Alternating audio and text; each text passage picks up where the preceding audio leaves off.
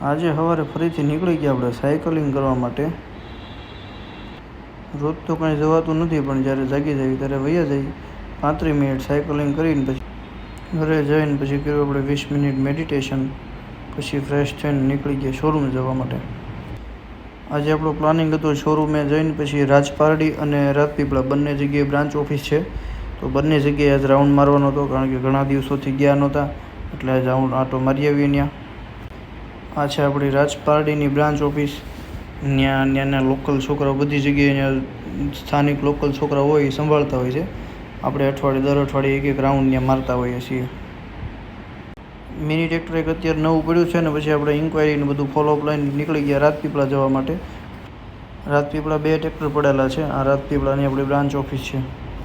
રાજપીપળા ઇન્ક્વાયરીનું બધું ફોલોઅપ લઈને એક કસ્ટમરને ત્યાં જવાનું હતું, ત્યાં જઈ આવ્યા અને પછી આપણે નીકળી ગયા પાછા રિટર્ન અંકલેશ્વર શોરૂમે જવા માટે. રિટર્ન નીકળ્યા ત્યાં આપણને કસ્ટમરનું ટ્રેક્ટર દેખાઈ ગયું. આપણે ટ્રેક્ટર આપેલું હતું, એને બુલ કંપનીનું પાછળનું બકેટને એવું ફિટ કરેલું છે. ટ્રેક્ટરમાંથી જેસીબી બનાવેલું છે, ચકાચક કામ આપે છે, જોરદાર. પછી શોરૂમે પહોંચી ગયા અને શોરૂમે પહોંચ્યા અને પછી ટાઈમ થઈ ગયો તો વધાવવાનો, એટલે શોરૂમ વધાવીને પછી જતા રહ્યા ઘરે.